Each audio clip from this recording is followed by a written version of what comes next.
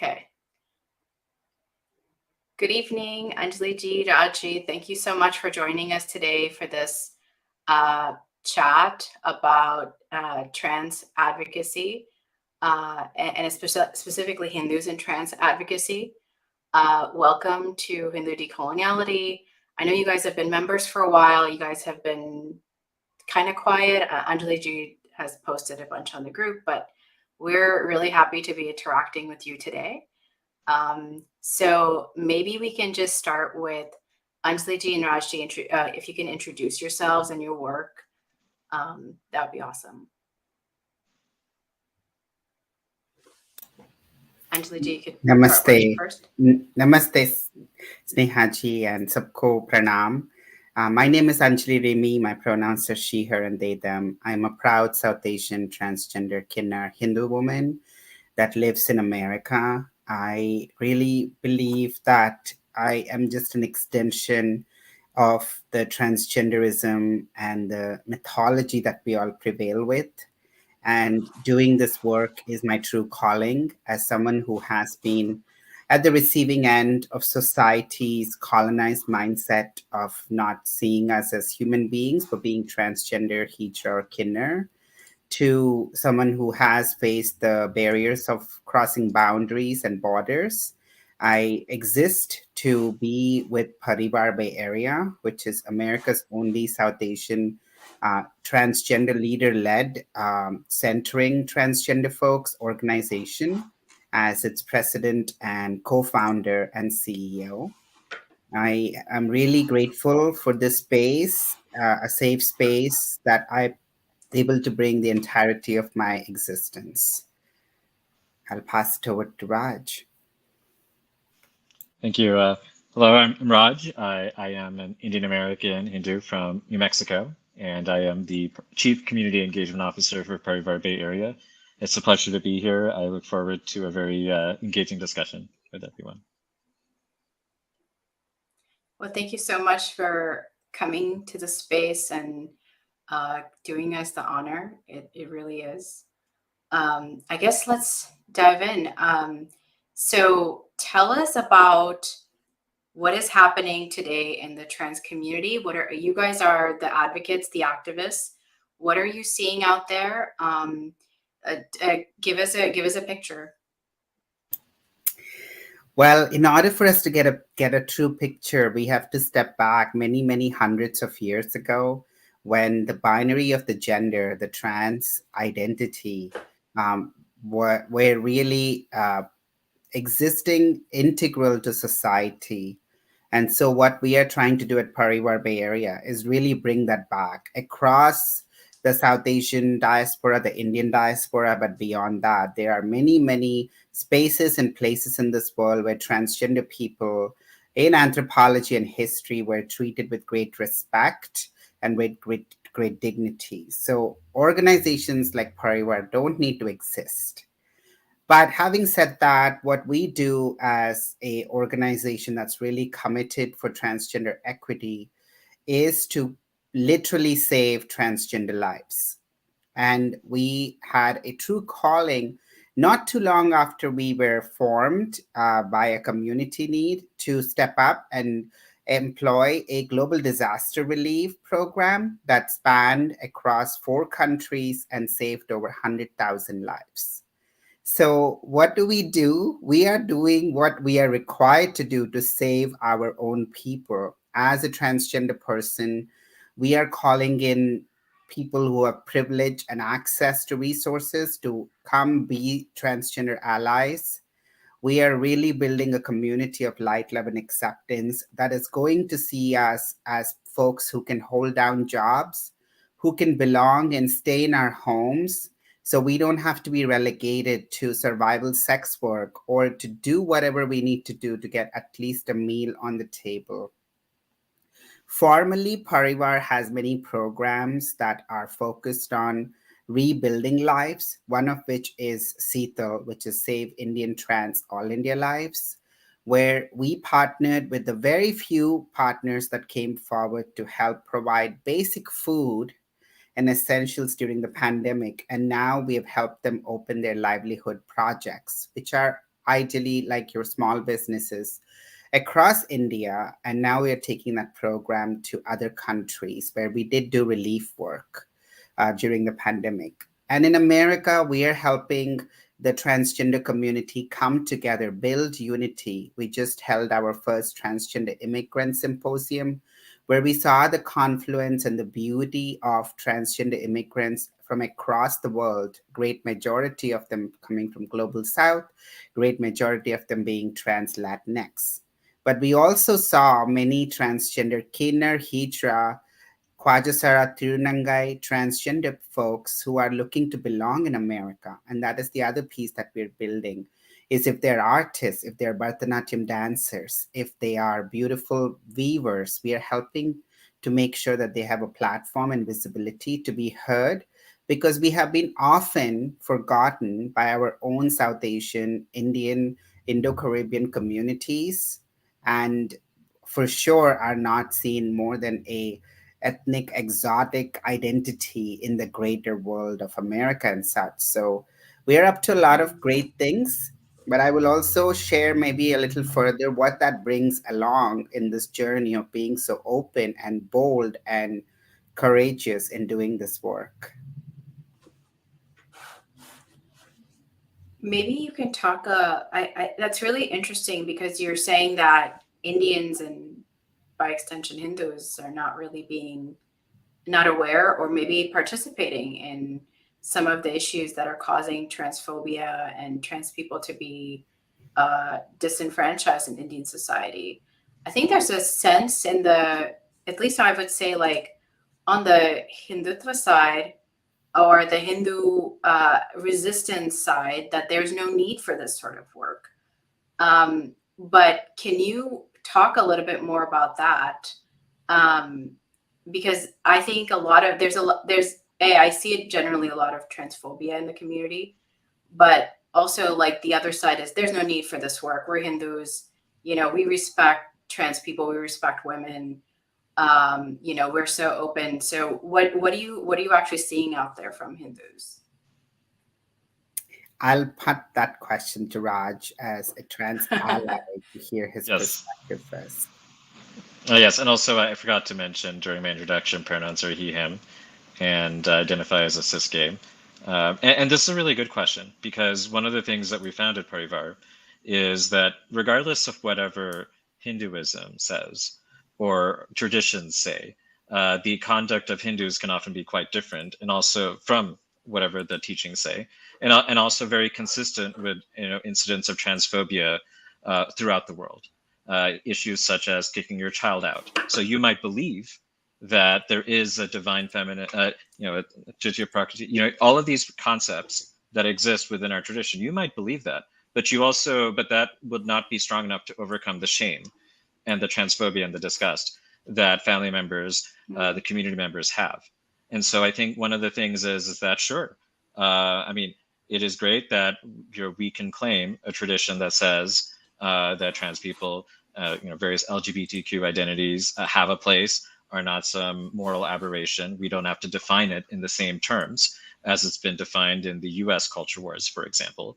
But at the same time, that doesn't mean that we are totally an inclusive society in practice. There's always going to be a gap between an ideal and the actual resultant outcome.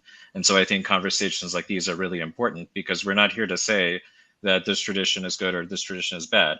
It is the tradition. It is our background. It is our heritage. But now within that framework, how can we make sure that we live up to the ideals that we were brought up with? Yeah, very beautifully said, Raj. And, Raj exemplifies how a cis person can be an ally. And it would be remiss if I didn't say that his Hinduism informs on how he can show up for transgender people. You see, we come as immigrants to this country of America, and we think we're learning about transgender people for the first time. It is not a surprising fact that that's how we think of transgender people as existing only in the West, like many other traditions or many other identities that we don't think exist within our own ethnocentric, ethnographic diasporas. With that said, I really want to take you back to my childhood, where I grew up in front of a Yellamma temple. For context, Yellamma is also known as a Renukamma, and I come from a mixed religion family. And for me, as a child, I thought at the age of 7 that by the time I was 14, 15, I was going to look like my mom. I was going to blossom into being what is considered a woman. And I truly believed that. It wasn't until I started finding refuge in the gender expansiveness that the devotees were displaying at jatras every weekend, or the Ammoru coming on to a cisgendered male who is dressing up as a woman and embodying the Devi herself. I didn't realize that Hinduism actually had a integral acceptance and understanding and a great level of divinity, which is ironic, to transgenderism. So, from that learning and that upbringing that I had, I was actually in a space where I understood as I grew that this is my centering, and that has remained with me. So, when I was first thrown out of a temple, I was shocked. I was like, this is where I actually found refuge. And that happened in North America. And I come to realize that because I assumed or I thought that, as with any religion, as with any conditioning or upbringing, in Hindu households, there will be conversations about transgender folks, Kinnar folks, Hijra folks. But I quickly realized that my mom protected me her best um, in not becoming part of a Jamaat system or running away from home to a Hijra community and being brought back, and made sure I came to America selling her jewelry and all that, was because of exactly that relegating of us putting in those swim lanes and say, this is your existence as the third gender. And the reality of the matter, Snehaji, is that trans is not even something that can be linear translation possibility to what it is in the South Asian Hinduism diaspora. There are over 16 gender expansive identities, at least. There's a lot more that are so related to the socio existence, culturally, ethnically, religiously, regionally, that we should already have a lot of awareness, leave alone the transphobia, but it should already be a lot of inclusion, not tolerance, within the Hindu communities. But I will say that I'm not trying to diss my own Hindu community, because we, I believe, are the most empathetic and most inclusive folks. And that came through during the pandemic, that comes through today on who stands with us really. But also at the same time, it shouldn't be a labor of work for folks like me or Raj or the transgender community to be seen from day one, from the minute we are interacting with them, than anything more than just human beings like them. No, that's beautiful. Yeah. Yeah. What do you make of I've seen your feed, and I've seen you feature issues like trans women being attacked. I know you were attacked recently yourself as a trans woman presenting as Hindu. What is it that we as Hindus can do to help you in your work? But specifically, how is it that we kind of get a lot of there's a lot of different narratives that are happening. There's like the Western narrative, then there's what's happening in India. I've seen trans people in India or Kinnar people in India say, we don't identify with the gender wars in the West. And then you see overt like phobia to third gender people. So there's so many narratives. So what do you make of all these things in relation to what is actually happening to trans people on the ground? Like there's so many discourses that are happening around the sports debate, there's just so many things that are happening, but what is the effect of that on the trans community? The effect on that is that we continue to stay, very marginalized and very neglected. I can tell you that right here in America, we have transgender folks, we have Kinnars, we have Hijras, who are living from one shelter to another. They've been in this country for a long time and they're hiding their identity so our own people will not kick them out of jobs. I am not foreign to all of that. I was most excluded from the people that I thought are mine.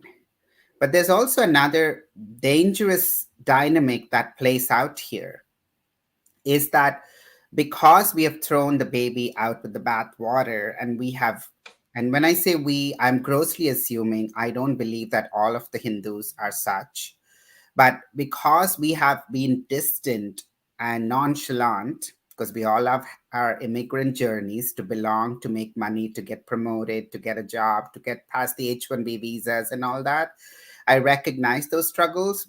Because we have been aloof and nonchalant to the struggles of the transgender folks, our narratives have been hijacked by folks who are able to use our bodies, put our bodies for social justice causes that might not ever directly or indirectly benefit the transgender folks.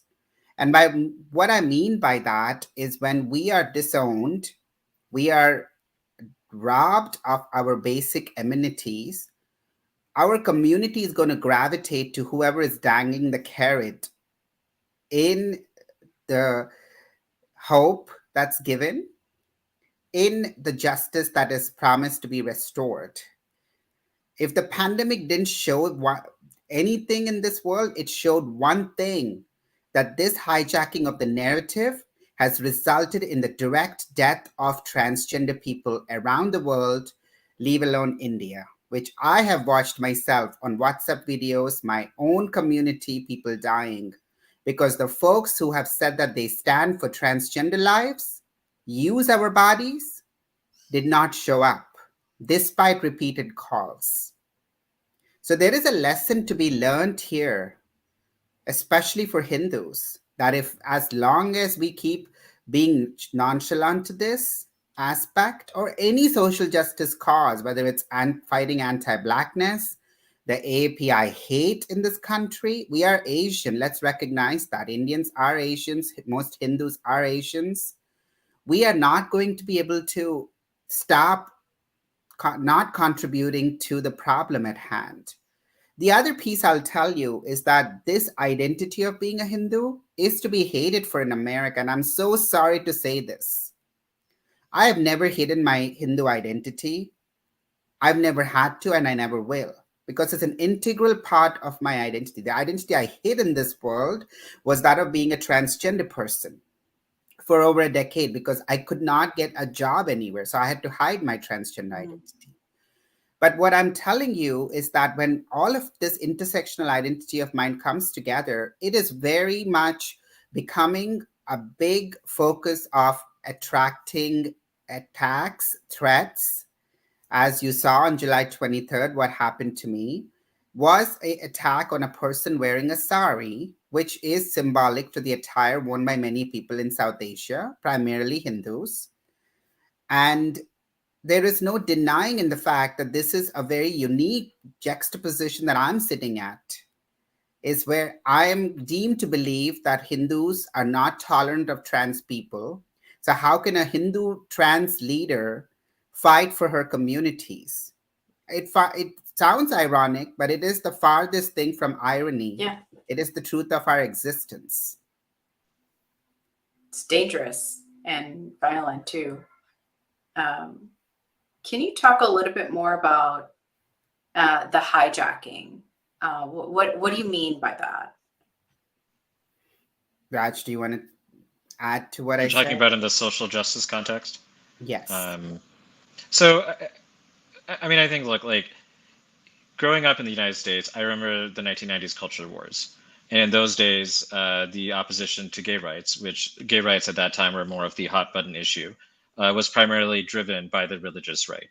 And one of the things that I've seen sort of today is that we have aspects of this that sort of get imprinted on to other countries. So there's an assumption, for example, that the Hindu right is a very clean analog to the Christian right. And so therefore, the Hindu right must obviously be against trans people. And therefore, we obviously, as people who are not them, we must obviously be pro-trans people. But I think I go back to like what we were saying earlier, talking about, well, this delta between Hinduism and what Hindus do. And you see the same thing with other groups. And so you have people who might view the trans community as a sort of prop. So they demonstrate, they do a performative thing of allyship, saying like, look at us, we are not like you, we are better, we support these people because we will, because we say so, right? But then do they actually follow through, right? It's one thing to say that I am going to criticize another side of the political spectrum, or going to criticize Hinduism or Islam or whatever have you, by saying that they are transphobic, they are bad people. But then if that is all you're going to do, and not actually show up when people need it, right? Because the thing is that the world and life is much more complicated and nuanced than it is, in a very kind of soundbite type of world, right? So we do have lots of trans people that might be referred to as trans in the United States, that are Hindu and they want to practice Hinduism and they want to have that choice. I mean, that is a choice. You in this country and a lot of places, it is your right, it is your choice to maintain that identity, right? And you are telling a marginalized people that because your identity is something that I have determined to be problematic and wrong, therefore I have a right to cancel you now. And I think that's a very sort of underhanded way to do it, right? Because if this was, if they didn't have Hindu or an identity marker like that to say, this is why you are bad, this is why you are morally reprehensible or whatever have you, even any sort of self-respect and progressive would not do it, right? So I think we need to kind of be really careful where we don't want to give ourselves a pat on the back because we are human and we're always striving to live up to an ideal and to make the ideal a reality, right? But I think one of the, I guess maybe the good news is that everyone has this problem. So, but I think we might have unique solutions to make it better and something to contribute. Yeah. So there's like essentially a canceling of the Hindu-ness, but it affects essentially trans people because, or third gender people in the Hindu community because not all of their identity is being accepted. Is that like a good characterization of that? Or people being made to feel that, okay, I am trans, I am gay. Like in this case, this is a very relatable context even for myself. So then it's telling people that if you want to be authentic in this aspect of your identity, you must give up this other aspect, right? And that is a false choice because first of all, we know just from history that not just Hindus, but all sorts of cultures throughout history have had these different identities, variations of gender expression, sexuality, that is just part of the human species condition, right? And they have been able to do that within the framework of their own cultures. So, which is not to say that that it is perfect or that it is the only way to do it, but their way is not the only way either. Right. No, thank you for that clarification. It's actually really critical to understand these dynamics. So, yeah. I wonder if we can talk a little bit about, do you see differences in the way this manifests, let's say in India, which is dominantly Hindu, and the second largest religion being Islam, versus what you see in the West? And if there is there like a difference in your approach to your work? It's a very interesting question you ask, because we have done work and are looking to do work not just in India, but anywhere that South Asian transgender folks are, primarily, whether it's Guyana or Pakistan or Bangladesh or Nepal. But it's and I am perhaps the one person that is living these both worlds in a very big way. See, desperation doesn't lead to division. Desperation leads to sharing. is something we see in India. We don't have to educate our most marginalized, the most poor, DNT, SC, ST, Dalit, Bahujan, transgender, Kinnar, Hijra, Kwajasara, Jokti, Mangalmukhi, Tirunangai, Aravani communities to talk about the religious disparities, the geopolitical dynamics and all that, because honestly, they are looking to make their next meal. They are looking to make sure that they can get their HIV medication. They're looking to get their next client to take behind the truck at a truck stop. That is the state of their lives. No doubt, a lot of policy has changed in India. Many trans people petitioned, and the NALSA judgment provided policies and legalities that protect transgender folks. But society at large has not changed. Whether that's Hindu or Muslim, it has still continued, or any other religion, it has continued to remain that with little change.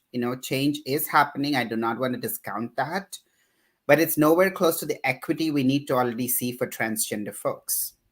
The other interesting aspect is the community is so communally together that, for example, we are making this documentary that I share my story through the lens of being a transgender immigrant, but from India. And it's called Parivar, a family unlike any other. It's coming out in spring 2023. And we were filming, and I was in over 20 cities and villages and spaces with transgender communities. And there are 10 by 10 rooms, 10 foot by 10 foot rooms, where there's 16 to 20 people sleeping. And there is no disparity or division between, oh, you're Muslim, you go sleep over there. You're Hindu, you go sleep over there. You've got a Hindu mother who's taking care of Muslim chelas. You've got a Muslim mother taking care of Hindu chelas. You've got somebody who's Christian. Like, the religious harmony is so beautifully built in India, because it comes from a need, but it also comes from the understanding that we are first transgender and we have to be in this together, but also whatever religion we follow is our sense of belonging. And when you come into the West, you don't have the Jamaat system. You don't have transgender people living in communal housing, at least in the South Asian diaspora. You do see it in other communities of colors, like the House of and such, where there's a mother and such.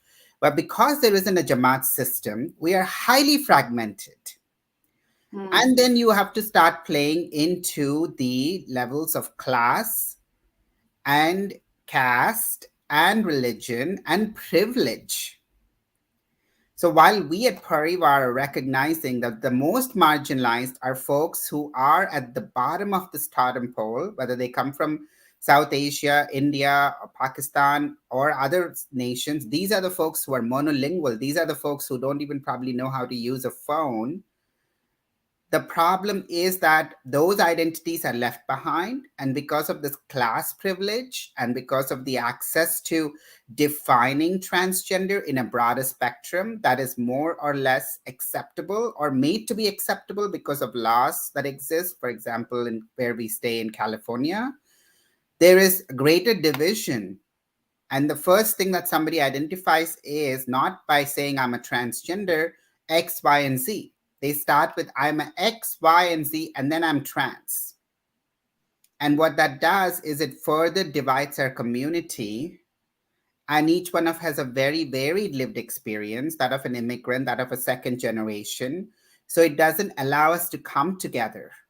And so what happens is when you don't have unity, when you don't have that camaraderie between transgender, Kinnar, Hijra folks, or even the indigenous folks, you become and want to belong to part of movements that you believe will get freedom for everybody, but not necessarily for transgender people. And that's when the hijacking also happens, because you don't have the struggles in great majority of what you see within the communities that are in the Jamaat system or are just living, from meal to meal. And it's kind of a situation where the communities that are even beyond the South Asian diaspora, when you look at the Black trans community, when you look at the Latinx immigrant trans communities, these are all very oppressed and dangerously living on the margins in this country. But at least one thing we can give those communities is that there's a level of togetherness. Whereas we don't see that in the South Asian trans communities because of these stratas of privilege and access. And one person claims to speak for all of the community, especially the person that probably doesn't even understand what they're saying because they're probably speaking in American English. I hope I made sense with that. Yeah. I wonder, though, if you could dive a little deeper into this idea of access to privilege. Do you just see this stratification in the South Asian trans community, or is it prevalent for other trans communities like Black folks or Latinx folks or Indigenous, Turtle Island Indigenous folks? Because, we're all Indigenous, but not to here. So I wonder if you could just dive into that a little bit more. Yeah, I'm going to look to Raj to aid me here, but I'll start off by saying that there's definitely a separation of transgender communities in the South Asian diaspora that understand the indigenous, ancient relevance of us coming from these Indic lands, whether it's whatever it is within our religions, including what it is in the mythology of Hinduism. And when you don't have that connection, it is very hard to understand the centrifugal existence of a human being like mine that very much wears my identity as being a Hindu, as being a Kinnar, all on my sleeve. You see, you don't have that integral understanding. I think it's something very sacred, if I may say so, that you have to really be intentional. And this has nothing to do with you being an immigrant or a second generation transgender person. It is something that you have to be very intentional in being part of that sanctity. And when you don't have that, then you're obviously going to attach yourself to the easier access points of privilege.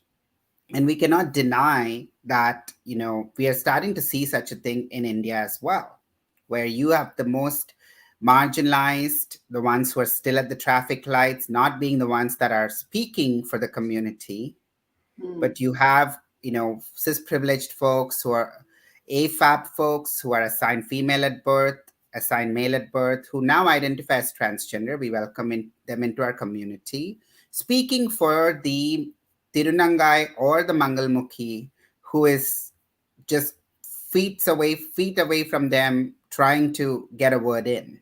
So it's a struggle for our own community that we have to build, but it's also very sad because it erases the one that needs the most help. Because in my experience, again, I speak from my lived experience, a lot of these folks can go back to their glass houses and have the communities that will show up when they're in need.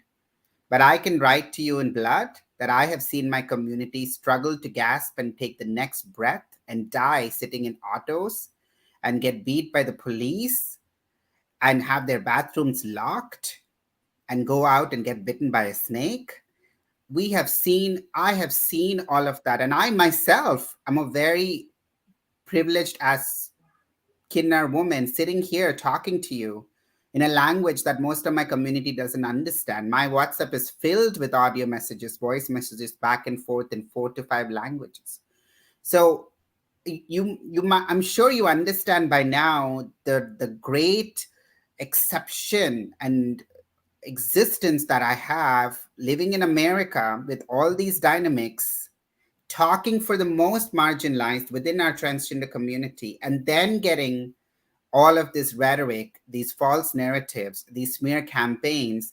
It is very defeating. But I can tell you one thing. The thing that in India that will never come to the US or any other place is the courage, is the resilience, and the smile on the transgender Hijra Kinnar communities. Nobody can take that away from them. Yeah. Raji, did you want to add something to that? I think just to touch on the language point, because ultimately what we have, and it's not just simply for South Asian trans community, it's for all sorts of communities, is you have a vocabulary of talking about LGBTQ identities, including the acronym I just uttered, and an academy and a media that platforms a class of intellectuals that engage in this work. And my observation, at least, of the Indian Hindu community is that there are very few people within those ranks that are platformed and full-time engaged in kind of continuing, because we can say we have all these theories, we have all of this heritage and tradition, but we also don't have people who are still sort of full-time engaged to processing that, making it make sense for the contemporary reality, whether it's in India or the United States. But you have a class of people that has elite that comes up through elite institutions that has been able to set the tone and the terms of the conversation, right? And so I think that, I mean, I always wonder, because I am not I would say I understand kitchen Hindi or kitchen Telugu, like basically whatever words that involve food or scolding me, like I know those words. And so, but I'm very curious, because I assume that there is a lot of discourse and a lot of ways to think about these things and to really sort of relate these experiences that is just simply not accessible to me as a primary English speaker. And I think that it is because, I mean, it's not news to any one of us that English is by far the language of privilege, and it continues to be. And so if it remains the case, then it'll obviously be the one that sets and influences, even at a very at a very basic subconscious level, who gets platformed and who gets to speak, for the community. Yeah, I think that's a really great point, because we are in a decolonial forum and we're all speaking English. So, who gets to speak is still such a important question. And not only that, for us to just be aware and work harder to platform, talk to people, bring forth people who don't maybe speak English as much. Yeah. I wonder if you can maybe elaborate a little bit more on the Jamaat system. I've heard about it, and I've always just seen Western academics kind of go into these communities and write papers about it, but they never feel authentic to me. There's always something missing. I feel there's like a voice missing. It's always the view to me is like that community is the object, but even when they present their voice, they're like, oh, but this is really what they mean. And I see that specifically around ritual practices, and even food, something as simple as food. So I wonder if you can talk a little bit more about that. Yes.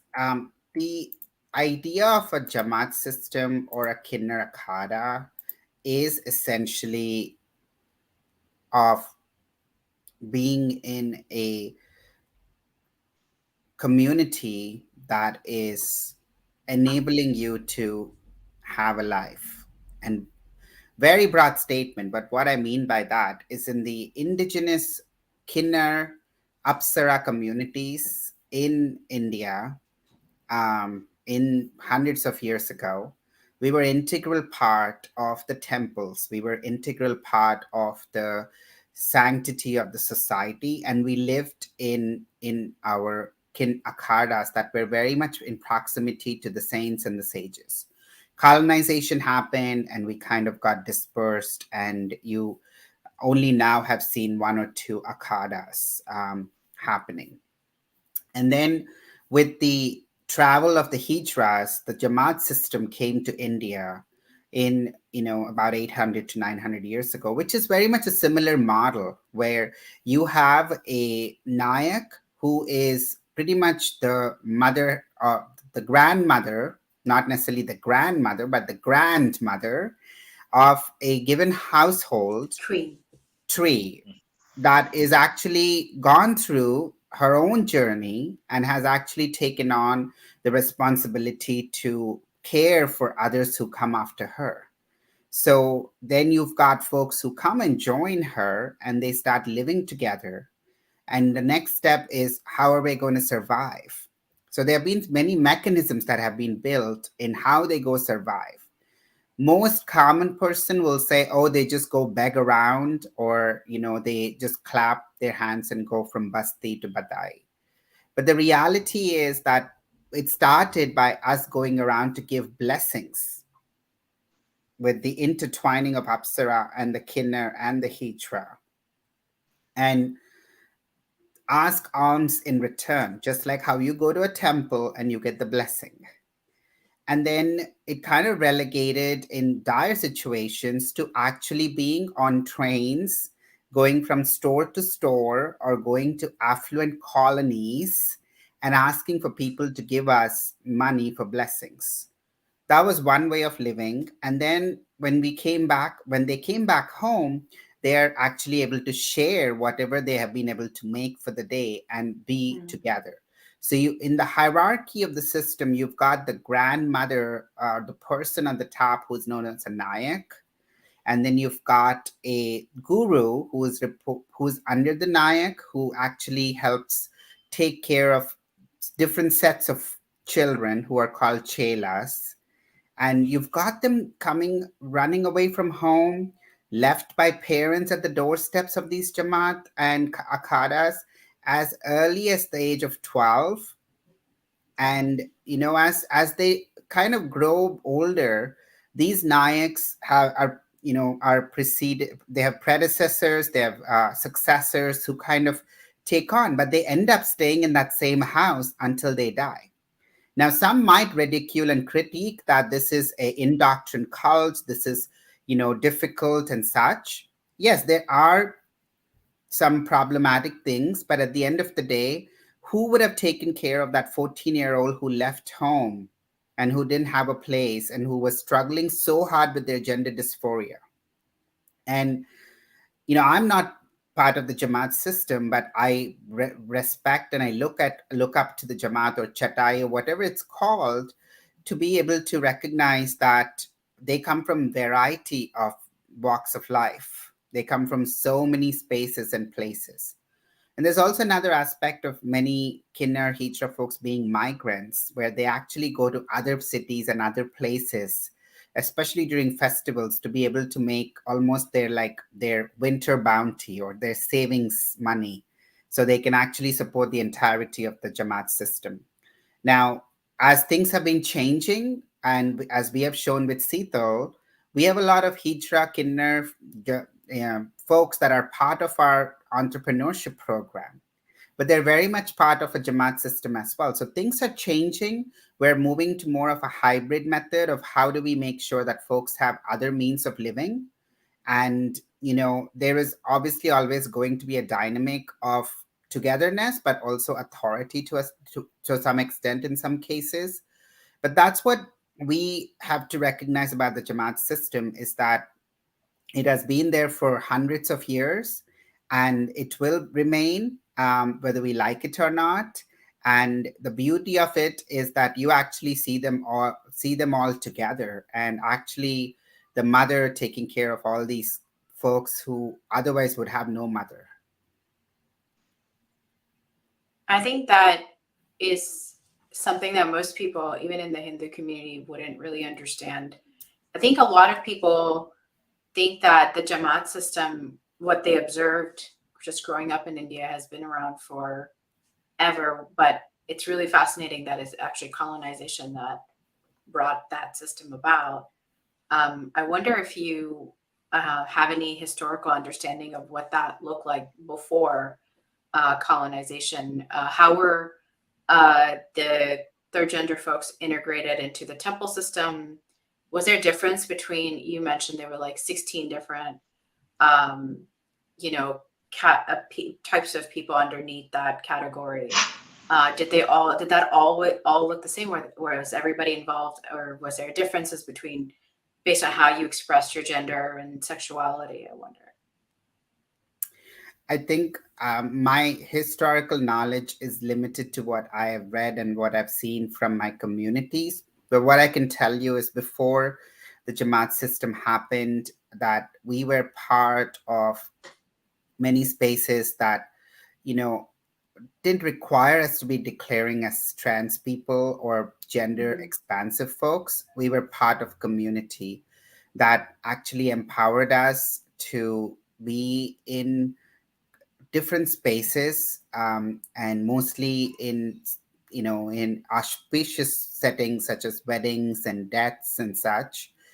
And it also is something that I have to come back to what I was saying earlier. Some of these identities are very much tied to the temples, the Jogti, the Mangalmukhi, the Aravani, whether it is the belonging of an Aravani to get married to the god, at the festival that happens um, in Tamil Nadu, or whether it's a Mangal Mukhi who's actually somebody who has been singing and doing the praises of the Lord in the temples, or the Kinnar that actually is someone that is revered inside a temple.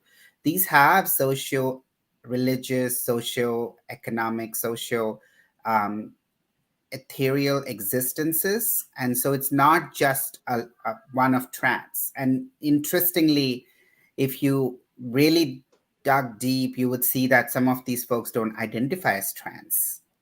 They are what we consider as trans and gender expansive, but they are actually in the service of the god or in the service of a commitment that they're born as, especially those that are intersex.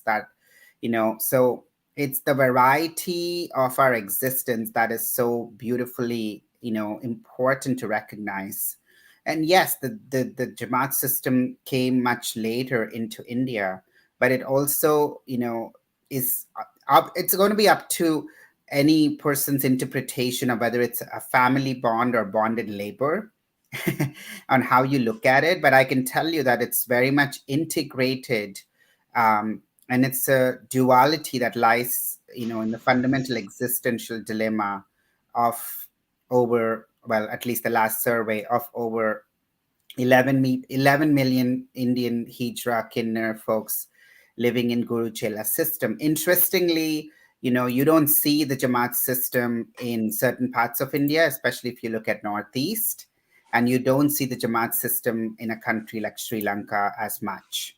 And so there's different historical references to it, but there's also the sustainability of these of being together as the gurus and the chelas, and in this hierarchy that might have dissipated or might have never actually gotten to that far. Right. I think one question I've always had is, what does that look like decolonially? What does it mean with the evolution of the Jamaat system? What does that look like for the, third gender people as a whole, maybe, but also, is it different depending on what community you belong to? I wonder if you could elaborate a little bit on that. Is there like one thing that people are looking for? Are they looking for different things depending on what community they're part of, or whether they're not part of a community at all? What is the future? The future is to empower, equip, and employ them. And the present today is that many communities have told them that you don't belong to us. You don't belong with us. So the one thing that any Kinnar, Hijra, transgender, any identity trans person is looking for is not to be part of a traditional occupation in whatever hierarchical system or problematic way or a beautiful way that it's existing in, but it's actually to become the part of the entire operation of humanity. It's to not be pathologized for our gender dysphoria, but it's actually to be able to integrate into the worlds that we wear. I mean, asking for being in the utopia of us being in a revered divinity status that we were in might be much today, especially because of the colonized Hindu mindset we have, colonized mindset we have, period, especially for those of us who have moved to a colonized country, which loves white supremacy. But I can say that that is what the community is looking for. They're not looking for somebody to monitor the progress of their existence, looking to lengthen their life expectancy, looking to sensitize folks about their identity.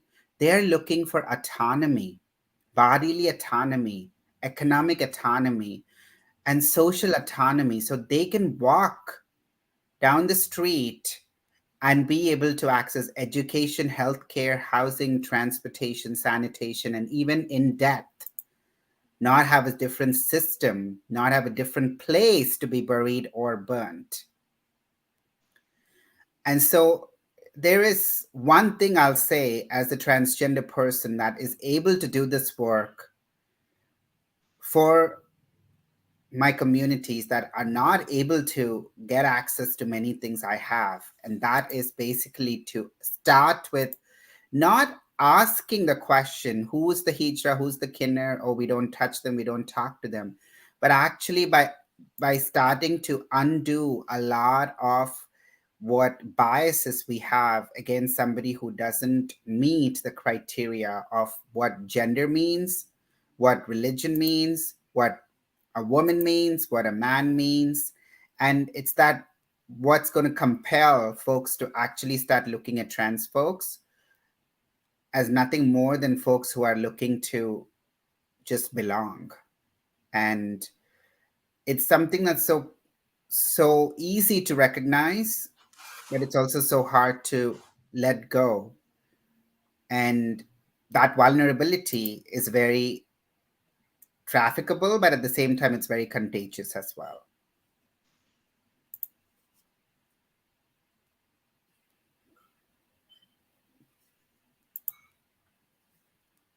Gratitude. Do you want to add anything else to that? I would say it's hard, like kind of echoing what Anjali ji just said. I think, and also addressing some of the earlier sort of discussion about the Jamaat system. Now, I am not trans. I am not from India. I've never had an Indian citizenship, and so my understanding and experience with the Jamaat system is extremely indirect. We have at Parivar, we have a very diverse board. We serve very diverse communities, even within the trans Kinnar Hijra existence. But one of the things is that we all want, like, and certainly what I want to help contribute to is empowering, of course, equipping, employing, but also at a more fundamental level, just dignity. I think if there is a way within our traditions to help kind of call us and invite us in to treating everyone with dignity, particularly those who have been denied it for so long. I think that is something, a worthy cause, and I think that is something that I am certainly trying my hardest to contribute to, and a lot of others are as well. And I think another thing is choice in this day and age, because the reason why, going to these early discussions, these systems existed, a lot of times nothing is purely black and white, good or bad. There is a lot of beauty that can come out of adversity, but fundamentally the choice, it was imposed because the parents made the choice to deny choice to their kids. They said, you had this implicit choice to be a certain way growing up, and now that you have turned out not to be that way, I am absolving myself of my responsibility and my duties towards you as a parent. And so that is robbing people of choice and dignity. Every child deserves to be raised in dignity, to be empowered by their parents, and to have their parents' love and unconditional love and support. You don't get to just kick out your child and discard them just because you found some moral justification to do so that, at least in our traditions, you can't even say exists in that way. So I think that, this goes for, and I think this is something that all of us can relate to, even if you want to say with Hinduism, more broadly speaking. I think in the United States, we have a system of government here. We have the Constitution, and fundamentally is that I think we have the right, or you can also rephrase it as the choice. You can choose to continue practicing Hinduism, identify as Hindu, identify as both Hindu and trans, Hindu and gay, but you don't want to have that choice robbed from you, and you don't want to have to choose between living a life of dignity and being who you are.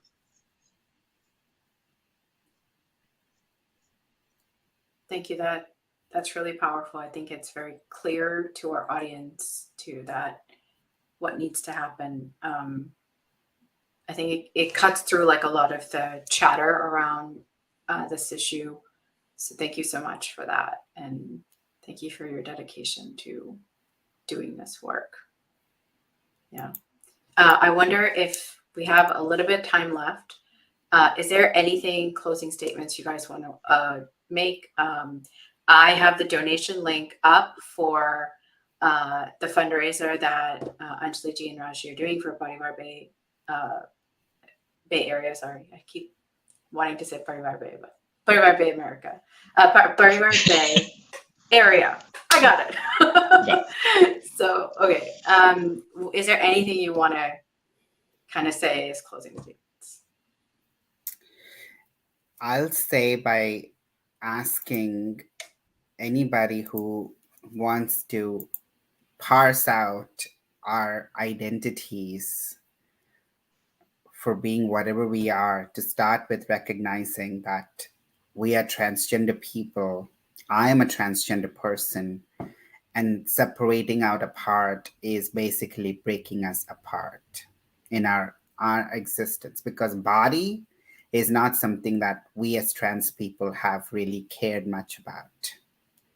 Whether we say we are born in the wrong body, or whether we say my mind is that of the right gender, it is important to recognize that. And I make this earnest plea to the Hindus who are listening, to the non-Hindus who are listening, that there is no reason nor a instance or a premise for transgender people to be used for any purpose, especially that of religious gain.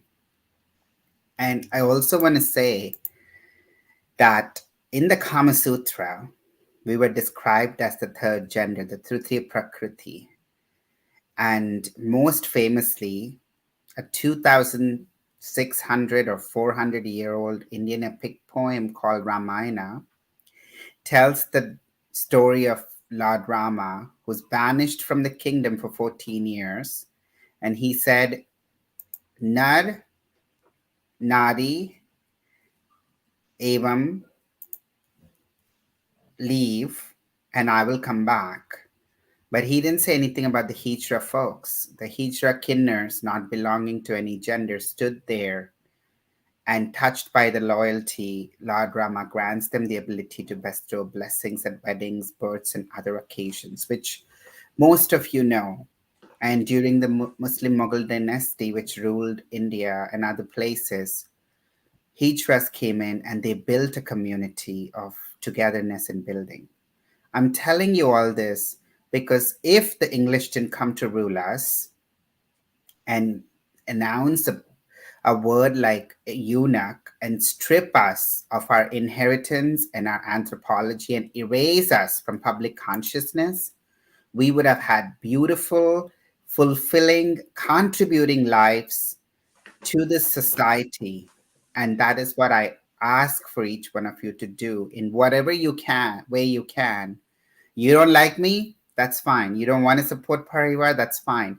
But get in touch with your true self to understand what it means to be a transgender Kinnar Hijra person. Read about us, learn about us, and unlearn the bias you might have, and ultimately I can only ask you to step up and really not force any of our communities to go underground.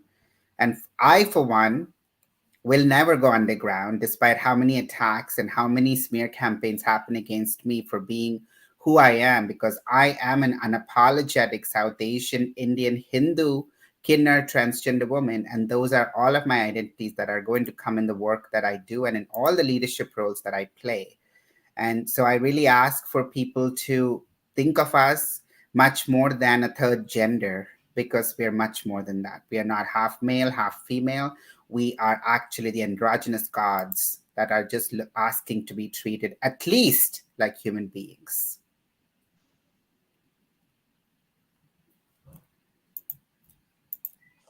I guess one thing I could say in closing is we do a lot. We've mentioned the livelihood projects. If you look at the returns on those, and those are also on our social media, which you can see, these have been everything from small restaurants, textiles, bakeries, a photocopy shop. But one of the things, and Anjali has said this many times, is when you give trans people a chance, you will see, what trans people can do. And I think that it is a really big shame. It is abhorrent that we have communities of people amongst us who are also our own family members, whether both chosen family as well as blood family, that because we don't give people a chance, you never see that potential realized. And so I think that there is, India is such a huge country. If you just talk about South Asia, India specifically, it is a very huge country. There are hundreds of millions of people, so much diversity. And I think what I'm excited to see is when more people get a chance, because I think I've already been excited to see what's happened at Parivar. And thank you so for much, doing both this. of you. Just reminding everybody again that the link is on the bottom. I'll also update the links on the Facebook post, and I'll actually just separately post the video so people can watch it and do that. And I'll make sure that the link is part of the updated Facebook link is part of that. So again, thank you everybody. Thanks our audience. Again, namaste. Thank you Sneha जी ये अवसर देने के लिए हमको ये अवकाश देने के लिए बहुत बहुत धन्यवाद. Thank you for giving us this opportunity. It doesn't happen every day. Let me just say that. So thank you. It was a grateful, really learning experience. Thank you. Thank you. Namaste.